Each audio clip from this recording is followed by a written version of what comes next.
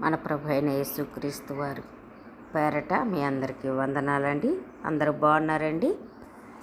ఈనాటి వాక్య ధ్యానంలోనికి వెళ్ళే ముందు చిన్న ప్రార్థన చేసుకుని వాక్యాన్ని ధ్యానించుకుందామండి. ప్రార్థన. పరిశుద్ధమైన మా తండ్రి, మీ పాదములకు వందనం, స్తోత్రము నాయన. వాక్యమైన దేవ, వాక్యం ద్వారా మాతో మాట్లాడి మమ్మల్ని బలపరచమని, మీ సన్నిధి, మీ సహాయం మాకు అనుగ్రహించమని మీకే వందనాలు చెల్లిస్తూ యేసుక్రీస్తు పరిశుద్ధ నామమున ప్రార్థించి ప్రారంభించుకొంచున్నాం తండ్రి. ఆమేన్. ఆదికాండము మనం పూర్తి చేసుకున్నామండి. నిర్గమాకాండము 1వ అధ్యాయములో మనము వాక్యాన్ని ధ్యానించుకుందాము. ఐగుప్తులోనికి యాకోబుతో వచ్చిన ఇశ్రాయేలీయుల పేర్లు ఏవనగా రూబేను, సిమ్యోను, లేవి, యోదా, ఇస్సాకారు, జెబూలూను, బెన్యామీను. ఈ యొక్క మొదటి వచనములో ఐగుప్తులోనికి యాకోబుతో వచ్చిన ఇశ్రాయేలీయుల పేర్లు రాయబడటం అనేది మనం చూసామండి. ఆదికాండము మనం చూసినట్లయితే ఆదికాండము 46వ అధ్యాయంలో 8 నుంచి మనం చూస్తే 8 నుంచి 27 వరకు అక్కడ రాయబడి ఉన్న విషయాలు మనకి స్పష్టంగా తెలియపరచబడతాయి. మరి ఐగుప్తులో అతనికి పుట్టిన యోసేపు కుమారులిద్దరూ, ఐగుప్తునికి వచ్చిన యాకోబు కుటుంబపు వారందరూ 70 మంది అని ఇక్కడ మనం వాక్యంలో చూస్తూ ఉన్నామండి. 2వ వచనంలో దాను, నప్తాలి, గాదు, ఆషేరు. 3వ వచనంలో వీరిలో ప్రతివాడును తన కుటుంబముతో వచ్చెను. 4వ వచనంలో యాకోబు గర్భమున పుట్టిన వారందరూ 70 మంది. 5వ వచనంలో అప్పటికి యోసేపు ఐగుప్తులో ఉండెను. ఎక్కడికండి? యోసేపు ఎక్కడున్నాడట? ఐగుప్తులో ఉన్నట్లుగా వాక్య భాగంలో మనం చూస్తున్నాం. ఇదే విషయాన్ని మనము అపోస్తల కార్యములు 7:14లో కూడా మనము ఆ విషయాన్ని చూస్తామండి. యోసేపు తన తండ్రి అయిన యాకోబును తన స్వజనులందరినీ పిలువనంపెను. వారు 70 మంది, 75 అని ఇక్కడ వ్రాయబడటం మనము చూస్తూ ఉన్నాం. ఇంకా మనం చూసినట్లయితే 6వ వచనములో యోసేపును అతని అన్నదమ్ములందరూ ఆ తరము వారందరూ చనిపోయిరి అని వ్రాయబడటం మనం ఇక్కడ వాక్య భాగంలో చూస్తున్నాం. అదే మనము అపోస్తల కార్యములు చరిత్ర పుస్తకము అందులో మనం చూసినట్లయితే 7వ అధ్యాయం 15వ వచనములో ఆ విషయాన్ని మనము చూడవచ్చు. యాకోబు ఐగుప్తునికి వెళ్ళెను, అక్కడ అతడును మన పితరులను చనిపోయి అక్కడ నుండి షేకెమునకు తేబడి అని వ్రాయబడి ఉండటము మనము అపోస్తల కార్యంలో చూస్తూ ఉన్నాం. 7వ వచనంలో ఇశ్రాయేలు బహుసంతానము గలవారే అభివృద్ధి పొంది విస్తరించి అత్యధికముగా ప్రబలిరి. వారున్న ప్రదేశము వారితో నిండి ఉండెను. ఎవరితో నిండి ఉన్నదో ఇక్కడ మనకి వాక్యం ద్వారా తెలియపరుస్తుంది. ఇదే విషయాన్ని మనము చరిత్ర పుస్తకమైన అపోస్తల కార్యములలో మనం చూసినట్లయితే, అయితే దేవుడు అబ్రహామునకు అనుగ్రహించిన వాగ్దాన కాలము సమీపించిన కొలది ప్రజలు ఐగుప్తులో విస్తారముగా వృద్ధి పొందిరి. తుదకు యోసేపుని ఎరగని వేరొక రాజు ఐగుప్తుని ఏలనారంభించెను. అతడు మన వంశస్థుల ఎడల కపటముగా ప్రవర్తించి అని వ్రాయబడటం మనం అక్కడ చూస్తూ ఉన్నాం. అదే విషయాన్ని 8వ వచనంలో వ్రాయబడటం కూడా మనము చూడవచ్చు. అప్పుడు యోసేపుని ఎరగని క్రొత్త రాజు ఐగుప్తుని ఏలనారంభించెను అని వ్రాయబడటం మనము వాక్య భాగంలో చూస్తున్నాం. 9వ వచనంలో అతడు తన జనులతో ఇట్లనెను, ఇదిగో ఇశ్రాయేలు సంతతి అయిన ఈ జనము మనకంటే విస్తారముగాను బలిష్టముగాను ఉన్నది. ఎవరికంటేనంటండి? ఐగుప్తీయుల కంటే ఇశ్రాయేలీలు విస్తారంగా ఉన్నారు. అంతేకాదు ఇంకెలా ఉన్నారంటండి? బలిష్టంగా ఉన్నారని ఇక్కడ రాజు ప్రజలు ఐగుప్తీయులు ఆలోచన చేస్తున్నట్లుగా మనము వాక్య భాగంలో ఈ విషయాన్ని చూడవచ్చండి. అపోస్తల కార్యములు 7:19లో ఆ విషయం మనం మరొకసారి చూడవచ్చు. తమ శిష్యులు బ్రతకకుండా వారిని బయట పారవేయవలనని మన పితరులను బాధ పెట్టెను. చూడండి, ఇక్కడ మరి రాయబడినట్లుగా వారు ఆలోచన చేయటమే కాదు కానీ ఆలోచనని అమలు చేయటానికి వారు సిద్ధపడుతున్నట్లుగా వాక్య భాగంలో మనము చూస్తున్నాం. 10వ వచనంలో వారు విస్తరింపకుండానట్లు మనము వారి ఎడల యుక్తిగా జరిగించుదుము. రండి, లేని ఎడల యుద్ధము కలిగినప్పుడు కూడా మన శత్రువులతో చేరి మనకు విరోధముగా యుద్ధము చేసి ఈ దేశములో నుండి వెళ్ళిపోదురేమో అనెను. చూడండి, ఈ వచనంలో మనం చూస్తే ఇశ్రాయేలీలు విస్తరించకుండా ఆపాలి అని అనుకుంటున్నట్లుగా మనం చూడవచ్చు. అంతేకాకుండా ఎలాగ ఆపాలో యుక్తిగా ఆలోచన చేస్తున్నట్లుగా కూడా ఇక్కడ మనకి కనబడుతుంది. ఎందుకు అని మనం చూసినట్లయితే, మరి ఒకవేళ వీరు విస్తరించినట్లయితే యుద్ధాలు కలిగినప్పుడు వీరేం చేస్తారంటే శత్రువులతో చేతులు కలిపి మనకు విరోధంగా యుద్ధం చేస్తారనే ఆలోచన ఐగుప్తి రాజుకి, అక్కడున్న అధికారులకి, వారందరికీ కూడా వచ్చినట్లుగా మనము ఈ యొక్క వచనం ద్వారా తెలుసుకుంటూ ఉన్నాం. ఈ దేశంలో నుండి వెళ్ళిపోతారేమో, ఒకవేళ అలా వచ్చినప్పుడు శత్రువులతో చేతులు కలిపి వారు వెళ్ళిపోతారేమో అనే ఆలోచనతో ఇక్కడ రాజు మరి యుక్తిగా వీరిని మన యొద్ద ఉంచుకుందామనే ఉద్దేశంతో మరి ఇశ్రాయేలీలను శ్రమ పెట్టినట్లుగా మనము చూడవచ్చు. కాబట్టి 11వ వచనంలో, కాబట్టి వారి మీద పెట్టిన భారములలో వారిని శ్రమ పెట్టుటకు ఎట్టి పనులు చేయించు అధికారులను వారి మీద నియమింపగా వారు ఫరో కొరకు ధాన్యాదులను నిలువ చేయు పిత్తోము, రామశేషను పట్టణములను కట్టిరి. చూడండి, వీరు ఆలోచన చేయటమే కాదు కానీ ఆచరణలో కూడా పెట్టినట్లుగా చూస్తూ ఉన్నాం. ఇశ్రాయేలీలను శ్రమ పెట్టాలని వారు నిర్ణయించుకుని వారి చేత వెట్టి పనులు చేయించటానికి అధికారులను వారి మీద నియమించినట్లుగా ఇక్కడ వాక్య భాగంలో చూస్తున్నాం. అంతేకాకుండా ఫరో కొరకు మరి ధాన్యాదులను నిల్వ చేయటానికి పిత్తోము, రామశేషని పట్టణాలను కూడా కట్టించినట్లుగా ఇక్కడ వాక్య భాగంలో మనం చూస్తున్నాం. ఇలా జరుగుతుందని దేవుడు అబ్రహామునకు ఎప్పుడో చెప్పాడు. ఆదికాండము మనం చూస్తే ఆదికాండములో 15వ అధ్యాయము 13వ వచనంలో రాయటం అనేది మనం చూడవచ్చు.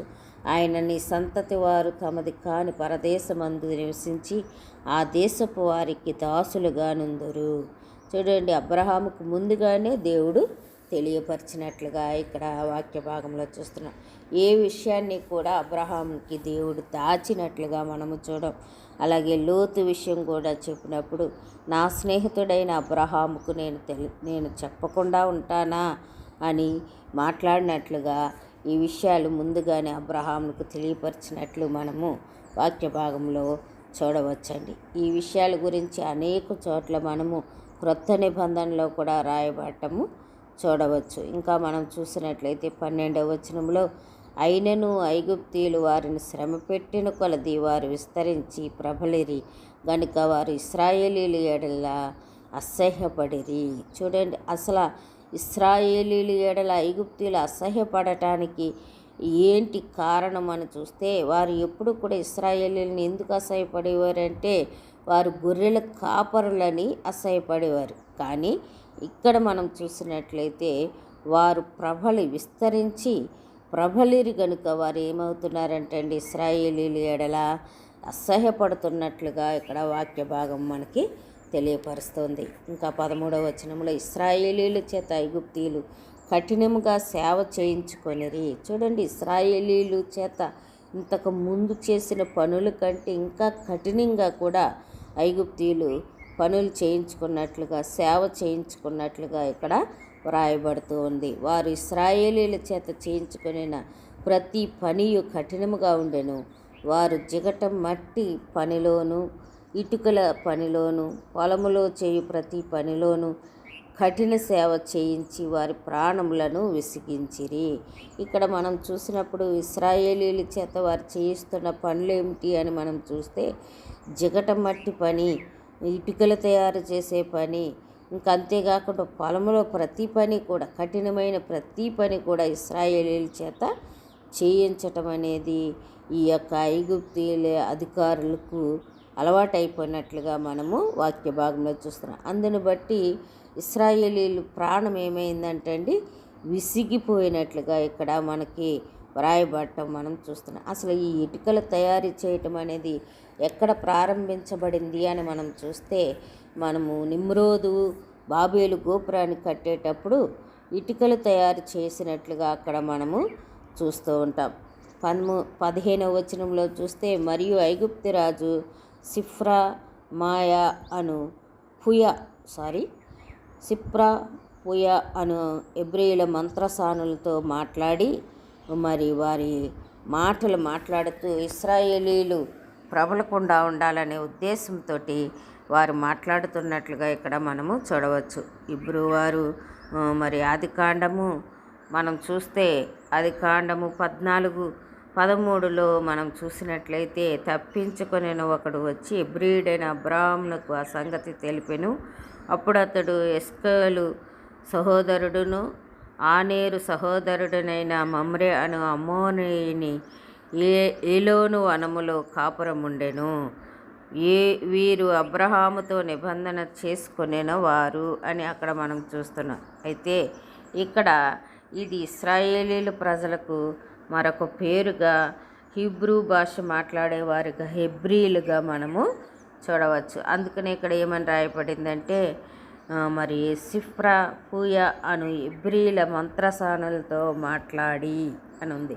ఈ మంత్రసానులు ఎవరు అని మనం చూస్తే, ఇశ్రాయేలీల యొక్క మంత్రసానులుగా మనకి ఇక్కడ కనబడుతూ ఉన్నారు. 16వ వచనంలో, మీరు ఇబ్రీ స్త్రీలకు మంత్రసాని పని చేయిచు వారిని కాన్పు పీటల మీద చూచినప్పుడు, మగవాడైన ఎడల వారిని చంపుడి, ఆడదైన ఎడల దాన్ని బ్రతకనీయుడని వారితో చెప్పాను. హెబ్రీయుల యొక్క మంత్రసానులతో మాట్లాడుచు, ఆడపిల్లలు పుడితే బ్రతకనివ్వండి, మగపిల్లలు పుడితే చంపేయండి అని వారికి ఆజ్ఞాపించినట్లుగా ఇక్కడ మనము లేఖనంలో చూస్తున్నాం. 17వ వచనంలో, అయితే ఆ మంత్రసానులు దేవునికి భయపడి ఐగుప్తు రాజు తమకు ఆజ్ఞాపించినట్లు చేయక మగపిల్లలను బ్రతకనీయగా.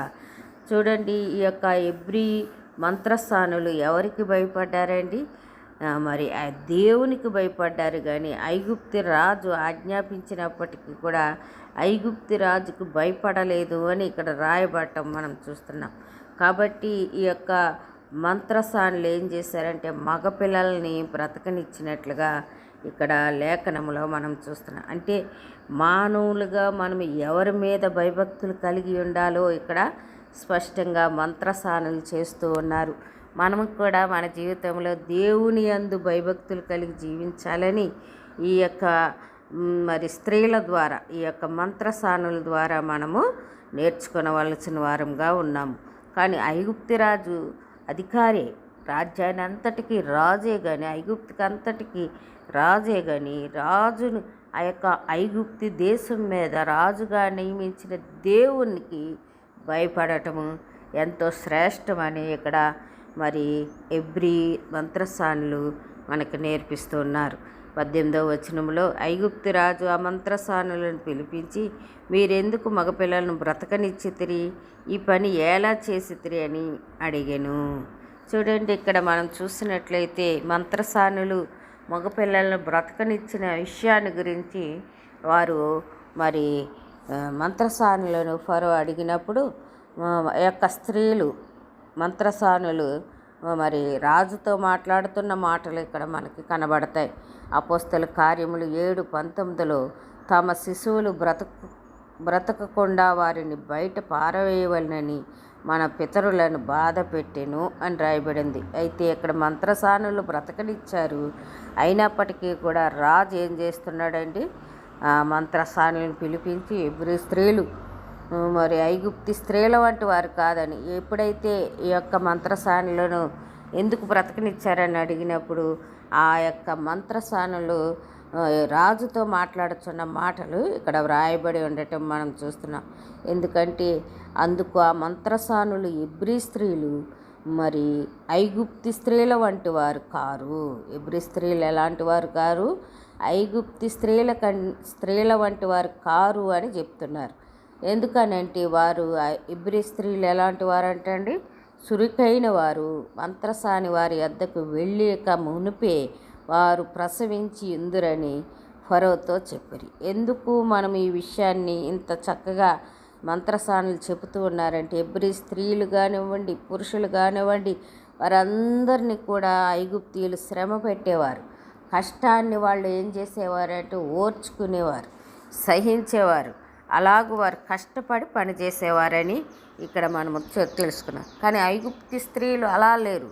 ఎందుకు అని మనం చూస్తే, ఈ యొక్క ఇశ్రాయేలీల యొక్క మరి పిల్లల చేత కానీ, స్త్రీల చేత కానీ, పురుషుల చేత కానీ పనులు చేయించుకుని వారు సుఖపడిన వారుగా మనకి ఇక్కడ ఐగుప్తి స్త్రీలు మనకి కనబడుతున్నారు. అందుని బట్టి ఇక్కడ ఎబ్రీ స్త్రీలు మరి సురుకైన వారని మరి ఈ రాయబట్టం మనం చూడవచ్చు. మంత్రసానులు యుక్తంగా, చక్కగా జ్ఞానయుక్తంగా రాజుతో మాట్లాడటం అనేది జరిగినట్లుగా ఇక్కడ మనము లేఖనం ద్వారా తెలుసుకుంటున్నాం. దేవుని ప్రజలకి మరి దేవుడు ఆ సమయానికి ఏమి మాట్లాడాలో ఆ యొక్క ఆలోచన దేవుడే మరి పుట్టిస్తారని మనము ఈ మంత్రసానుల ద్వారా మనం నేర్చుకుంటూ ఉన్నాం.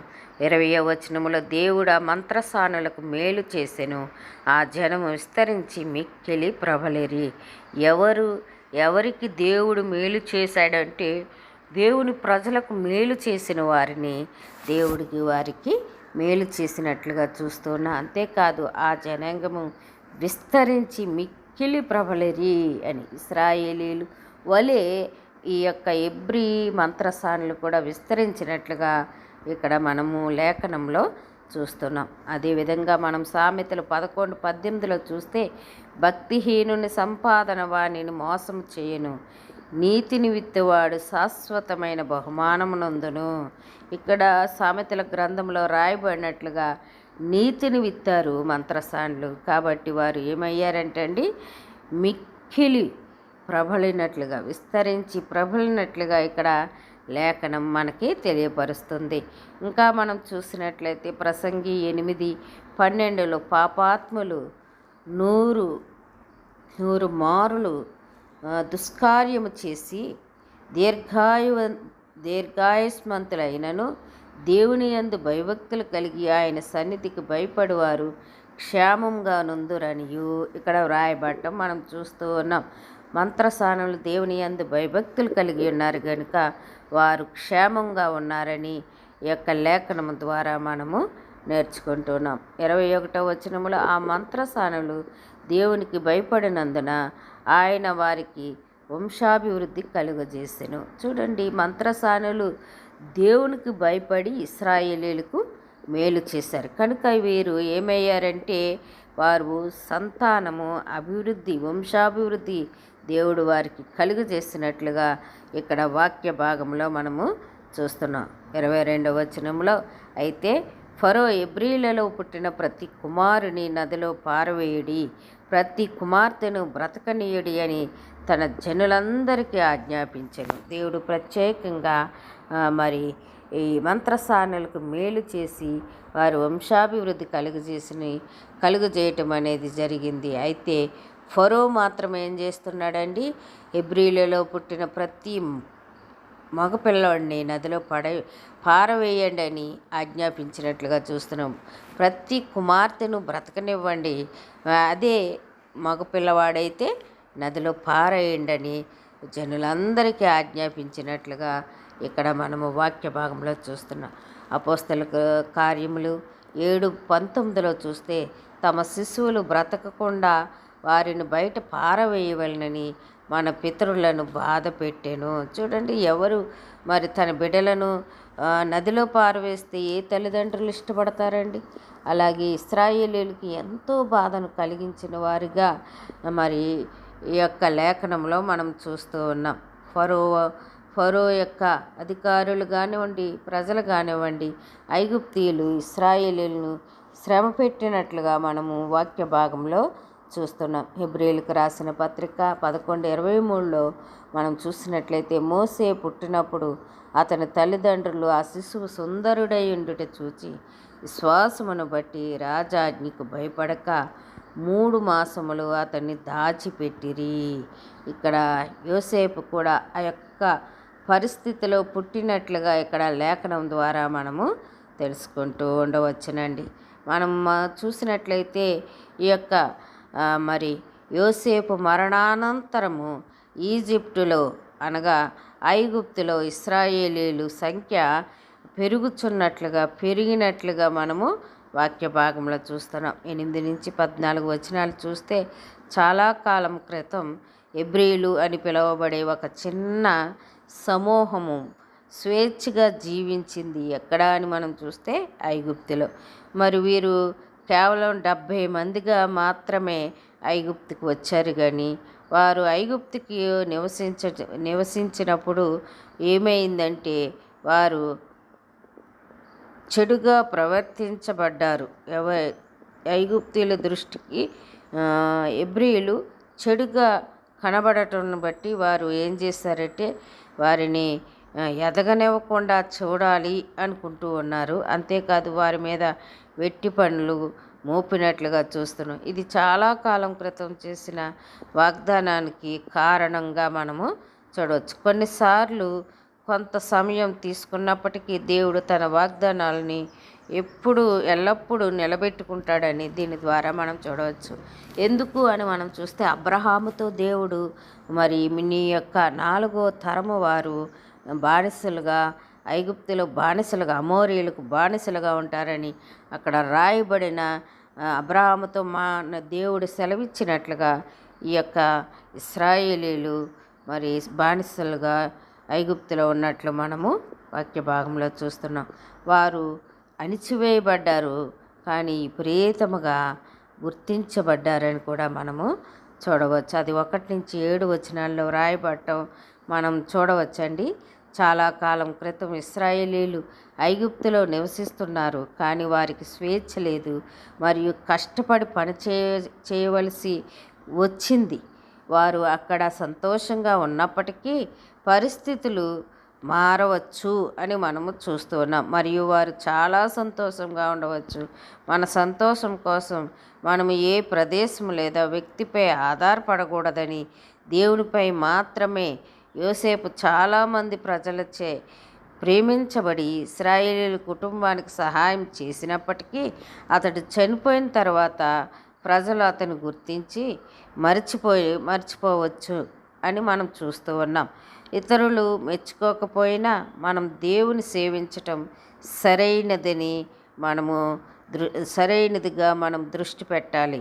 మనం దేవుణ్ణి సేవించటం అనేది మర్చిపోకూడని విషయంగా మనము గుర్తించుకోవాలి. ఇశ్రాయేలు బాగా పనిచేసినందున మరియు విజయవంతమైన జీవితం వారు విస్తరించి ప్రబలినందున విమర్శ పొందినట్లుగా కూడా మనము చూస్తున్నాం. కొన్నిసార్లు చెడ్డ వ్యక్తులు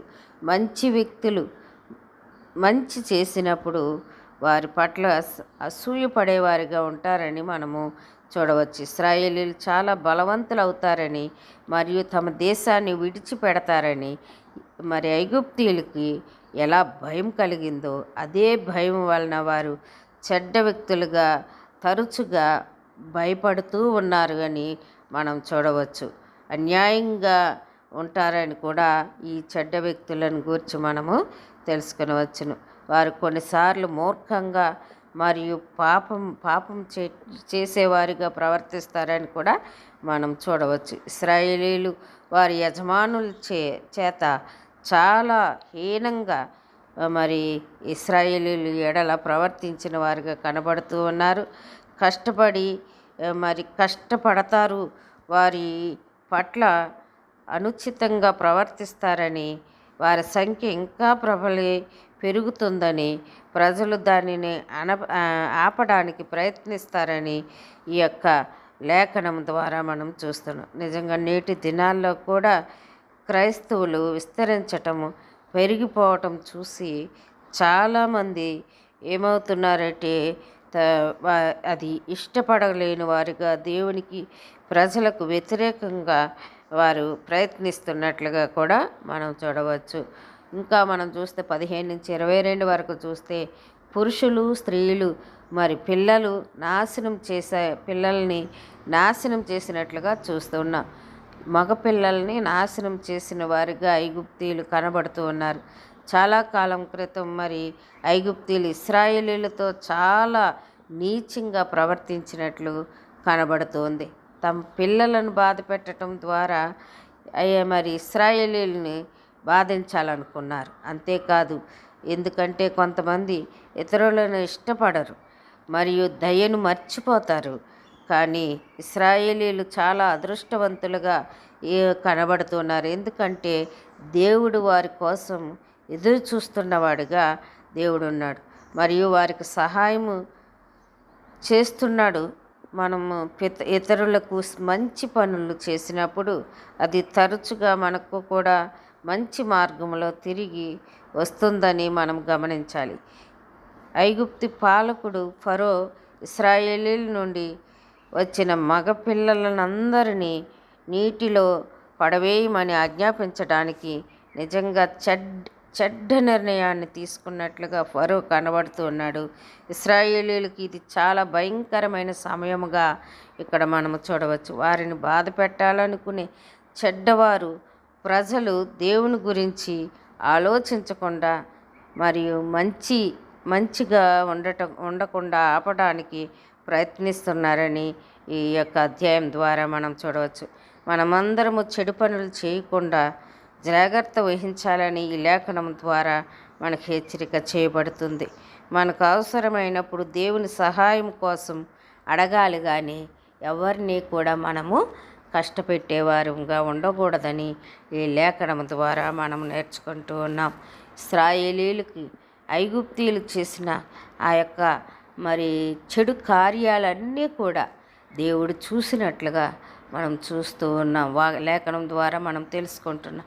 కాబట్టి మన ప్రవర్తన దేవునికి ఇష్టకరంగా, దేవునికి నచ్చేటట్లుగా ఉండాలని దేవుడు కోరుతున్నాడు. మనం కూడా దేవునికి ఇష్టలుగా, ఆయన బిడ్డలుగా ఈ లోకములో మంచి సాక్ష్యాన్ని పొందేవారంగా ఉండాలని లేఖనం హెచ్చరిక చేస్తుంది.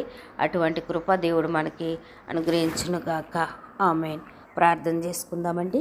పరిశుద్ధమైన మా తండ్రి, మీ పాదములకు వందనం, స్తోత్రం నాయన. ప్రభా నాయన, ఈ దినం మీ లేఖనం ద్వారా మాతో మాట్లాడినందుకు వందనాలు మా తండ్రి. మీ అందు భయము భక్తి కలిగి మీకు ఇష్టలుగా ప్రభా మేము ఈ లోకంలో జీవించటానికి మీ సహాయం కోరుచున్నాం. మీ సహాయం అనుగ్రహించండి. మీకే వందనాలు చెల్లిస్తూ యేసు నామమున ప్రార్థించి వేడుకొంచున్నాను మా తండ్రి. ఆమేన్.